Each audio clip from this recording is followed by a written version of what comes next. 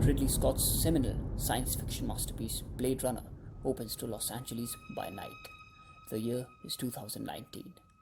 The Earth is in dire straits as a result of a contaminated environment and depleted resources, and more people flee the planet for off-world colonies.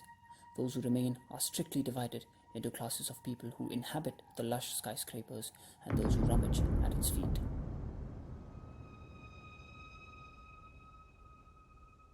At the very beginning of the film, we are informed through opening titles that in the dystopic future, artificially synthesized androids are used as slave labor off-world. Banished from Earth, each android or replicant comes with an expiry date of 4 years, and any renegade replicant is ordered to be retired by policemen known as Blade Runners. This is the world that welcomes us in that iconic opening scene as we, the viewers, gaze upon its startling vision. And that is instantly mirrored by a brilliant blue eye that beholds the magnificent pillars of flame piercing the night sky. Not only will the eye be a prominent motif through the rest of the film, what this particular shot represents perhaps captures the very essence of Blade Runner. I am Tipu Sultan, and we'll talk about the cult classic that became one of the formative films to pose the eternal existentialist question: what does it really mean to be human?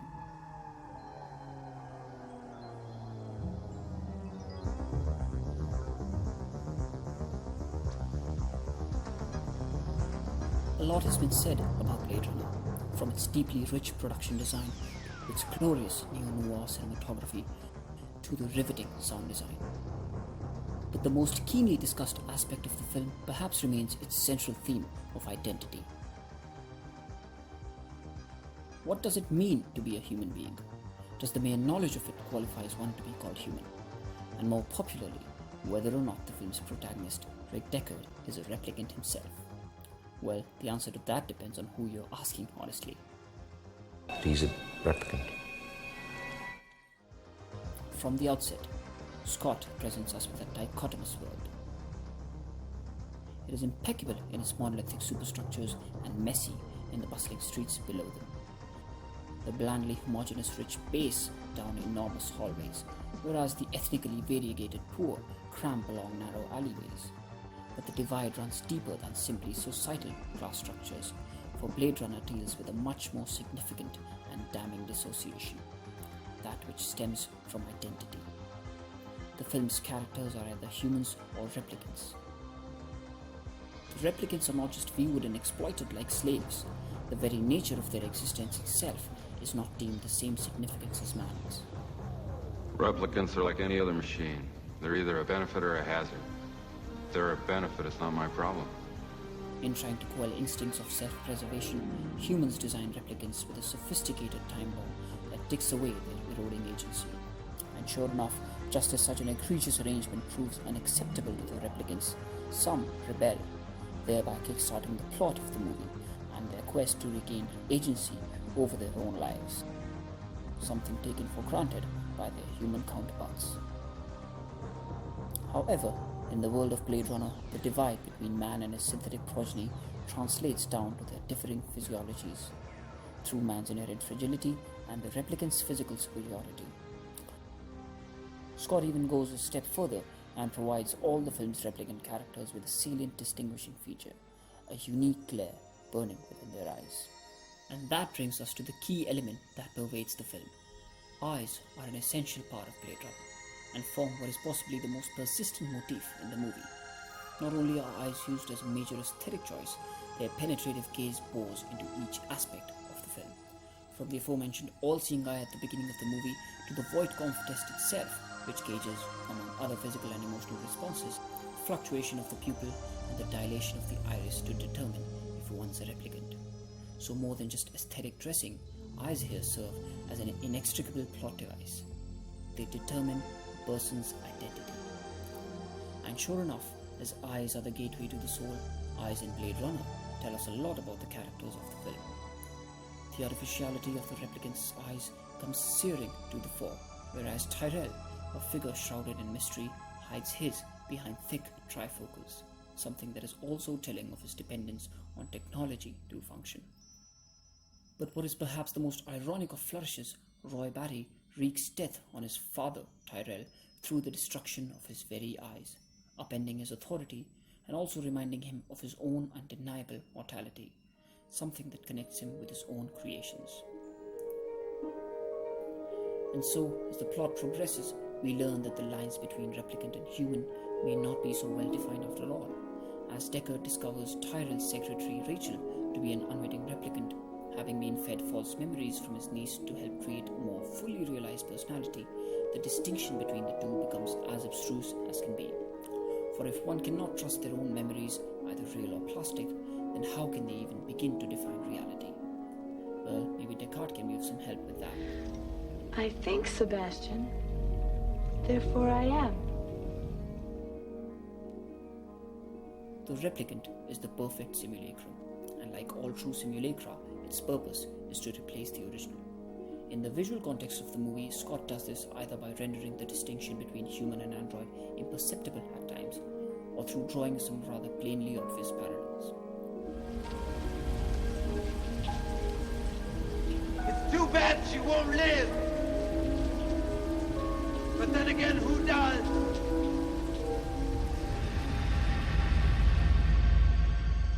The ultimate chase between Roy and Deckard becomes a visual allegory for the sameness between replicant and Blade Runner. As the scales sway and the hunter becomes the hunted, Scott even takes away what little edge Deckard had with his blaster, and it's just down to the two men who mirror each other in more ways than they realize.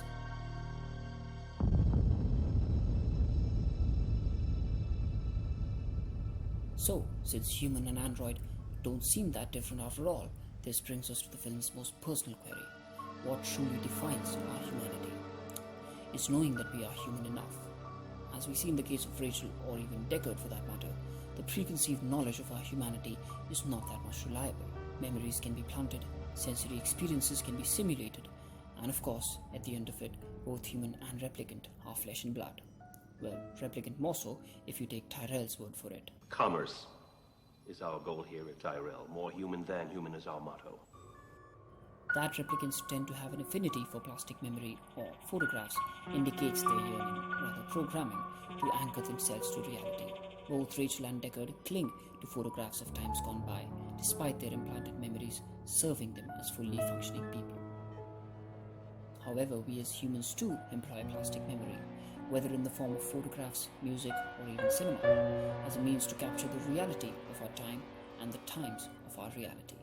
But it is when this knowledge of being human is challenged that our perceptions are shook and existential dread creeps in.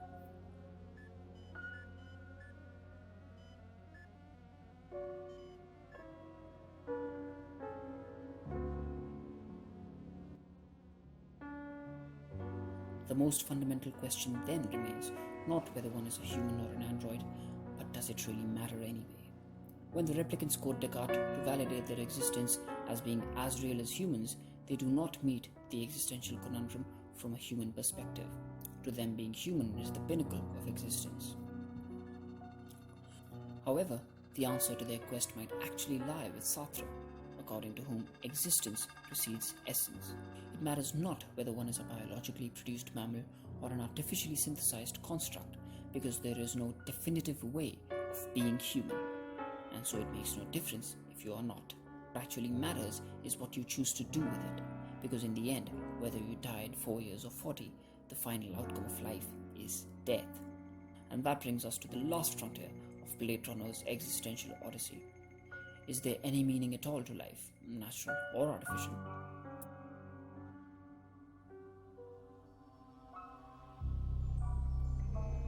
While Scott stays wary of providing any expressly obvious solution to the meaning of life, he does suggest one way by which life can outlast the inevitable and cold embrace of death.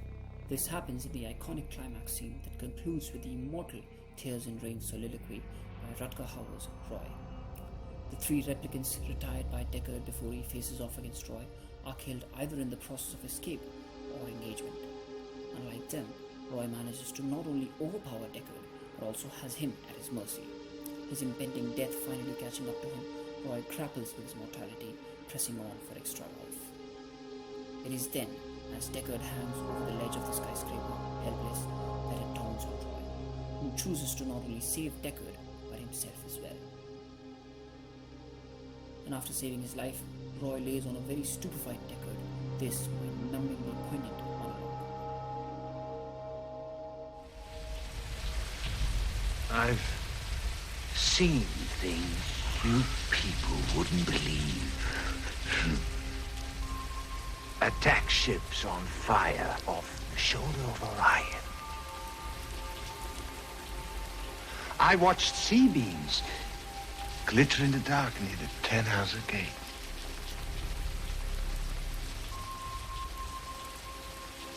All those moments will be lost in time.